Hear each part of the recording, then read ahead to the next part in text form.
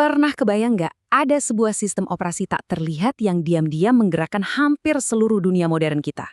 Maksud saya, coba pikirin deh. Mulai dari server raksasa yang menopang internet global, smartphone yang ada di saku Anda sekarang, sampai stasiun luar angkasa yang lagi mengorbit bumi, semuanya itu berdetak pakai satu jantung yang sama, yaitu Linux. Halo dan selamat datang di penelusuran dokumenter kita kali ini. Hari ini kita bakal melakukan sebuah eksplorasi membedah DNA dari dunia digital. Kita nggak cuma bakal melihat keajaiban teknologi ini dari kulit luarnya aja, tapi kita bakal benar-benar bongkar mesinnya. Kita akan lihat langsung ke dalam cetak biru aslinya, untuk paham gimana sih sebuah sistem operasi modern itu sebenarnya bekerja. Bagian 1. Misteri Sistem Operasi Modern. Mari kita coba buka kotak hitamnya. Oke, mari kita langsung selami masalah utamanya. Kendala terbesar buat siapapun yang pengen belajar cara kerja sistem operasi zaman sekarang adalah skalanya. Ya, kita memang bergantung banget sama Linux. Tapi buat kebanyakan orang, bahkan buat programmer pemula sekalipun, Linux modern itu rasanya kayak kotak hitam raksasa yang misterius banget. Anda tahu itu berfungsi, tapi Anda nggak tahu pasti apa yang sebenarnya terjadi di dalamnya. Dan ya, alasannya cukup masuk akal. 25 juta lebih. Yap, Anda nggak salah dengar. Itu adalah jumlah baris kode yang ada di kernel Linux modern versi 4.18 ke atas. Angka yang benar-benar bikin geleng-geleng kepala dan sangat mengintimidasi. Bayangin aja, ngebaca kode sebanyak itu dari awal sampai akhir sendirian. Wah, itu sih tugas yang hampir mustahil ya buat diselesaikan dalam waktu singkat. Nah, dari situ pasti muncul satu pertanyaan besar. Gimana caranya seorang pemula bisa paham sesuatu yang sebegitu masifnya tanpa merasa tersesat total? Maksud saya, gimana coba kita bisa mengurai jutaan baris kode ini cuma buat nemuin prinsip dasar dari sebuah sistem operasi? Dan disinilah kita nemuin solusi yang sangat brilian.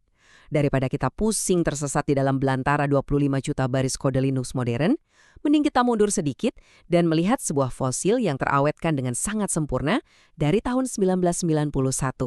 Kenalkan, Linux versi 0.12.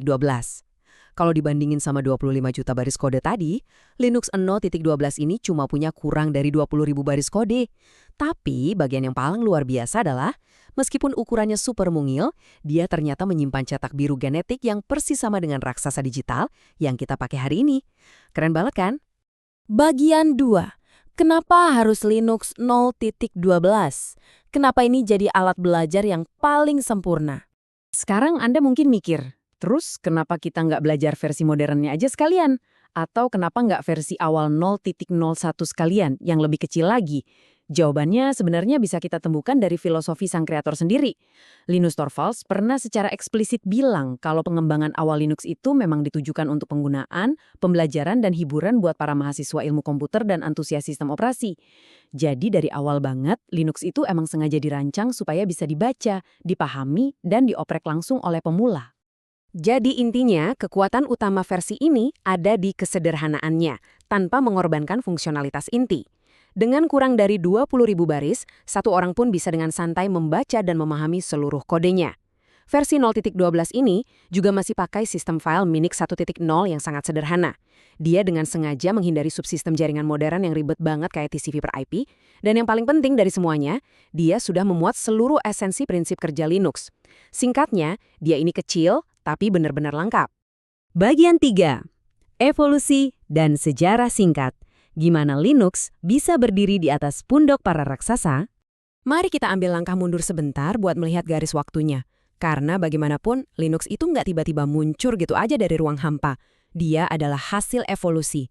Semuanya bermula di tahun 1969 waktu Unix diciptakan di Bell Labs, terus lompat ke tahun 1987, Profesor Andrew Tannenbaum bikin yang namanya Minix, sebuah sistem operasi mini yang khusus dirancang buat dunia pendidikan.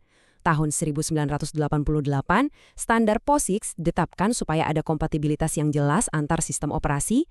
Nah, puncaknya di tahun 1991, karena terinspirasi oleh Minix dan standar POSIX inilah, Linus akhirnya melahirkan Linux 0.12. Garis keturunan inilah yang ngebentuk logika kode yang bakal kita bedah sekarang. Bagian 4.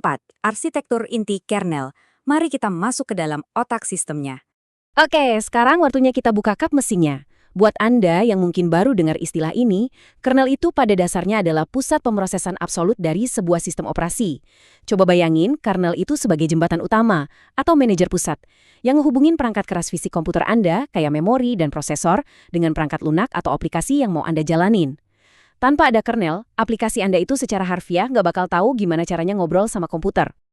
Dan kalau kita intip langsung ke dalam direktori kode sumbernya, kita bakal nemuin pembagian tugas kernel ini dengan sangat-sangat jelas. Rasanya tuh kayak lagi membedah anatomi aja ya.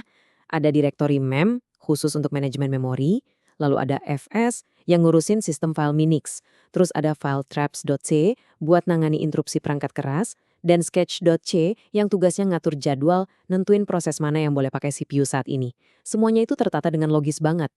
Tapi gimana ceritanya sistem ini bisa benar-benar bangun waktu kita tekan tombol power? Nah, ada 3 langkah pengapian utama di sini. Pertama, file bootsec.bs bakal ngambil alih kendali dari BIOS untuk memuat sektor boot. Kedua, setup.s bakal jalan di mode real 16-bit untuk ngumpulin parameter-parameter dasar sistem komputer Anda. Dan yang ketiga, head.s melakukan transisi yang sangat krusial, yaitu memindahkan sistem masuk ke mode terlindungi 32-bit.